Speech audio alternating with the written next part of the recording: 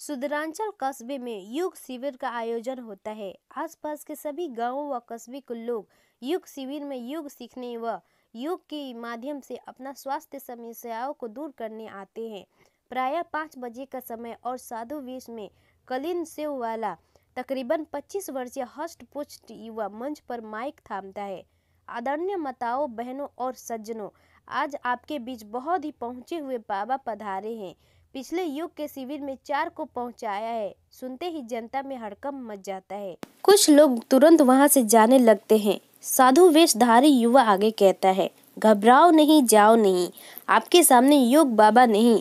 युवा लंबी सांस लेता है और जनता मन में प्रश्न लिए चौंक उठती है।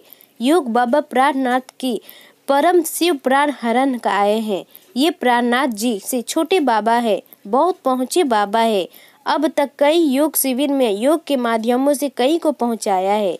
जितनों को पहुंचाया उनकी गणना अभी भी चल रही है। तब ही जन समूह में एक सज्जन बोलता है, अरे महात्मा जी, पर पहुंचाया कहाँ है? जी उचित प्रश्न पूछा तो जवाब है स्वर्ग।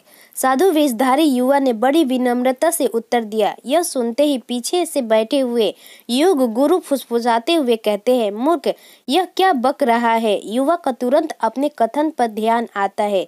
जी, हमारे कहने का अर्थ है कि योग के माध्यम से स्वर्ग का रास्ता दिखाया जाता है।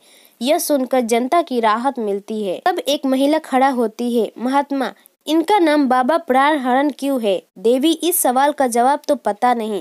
शायद छोटे बाबा के कर्मों को देखते हुए ही बड़े बाबा प्राणनाथ जी ने इनका नाम प्राण हरण रखा। किंतु आप ध्यान दें, बाबा प्राण हरण छोटे बाबा के नाम से प्रसिद्ध है। बाबा का नाम छोटे बाबा क्यों पड़ गया?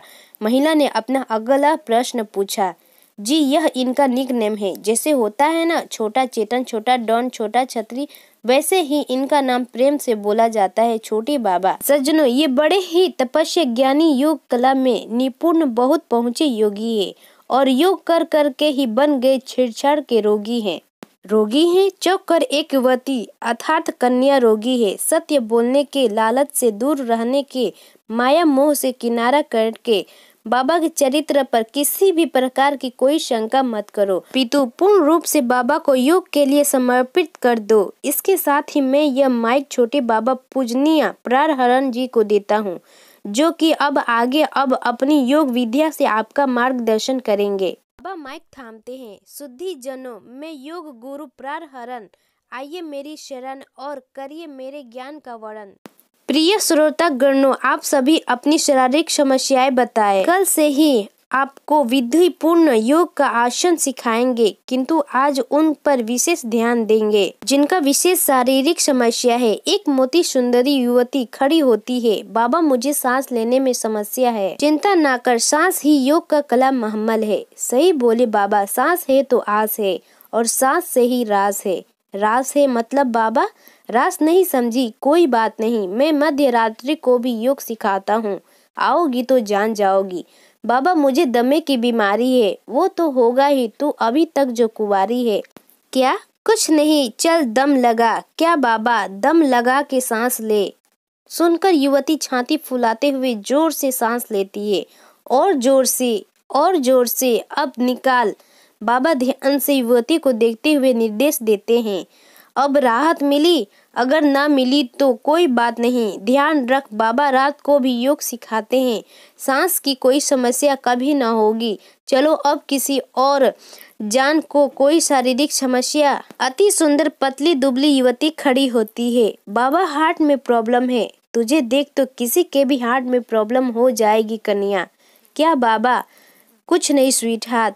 क्या कहा बाबा आपने? Sweet heart? मेरे कहने का अर्थ है कन्या, स्वीट खाने से भी हार्ट में प्रॉब्लम हो जाती है, पर स्वीट खाने से तो शुगर होती है बाबा। एक बात बता कन्या, डायबिटीज के मरीज में शुगर कहाँ होता है? ब्लड में होता है बाबा। और ब्लड कहाँ साफ होता है? हार्ट में। तो शुगर कहाँ जमा होगी? हार्ट में। तो फिर कहलाई ना तुम स्वीट हार्ट? हाँ बाबा। दोस्तों, अच्छी लगी ना ये फनी स्टोरी? ऐसे ही फनी स्टोरी देखने के लिए मेरे वीडियो को लाइक और सब्सक्राइब जरूर करें। धन्यवाद दोस्तों।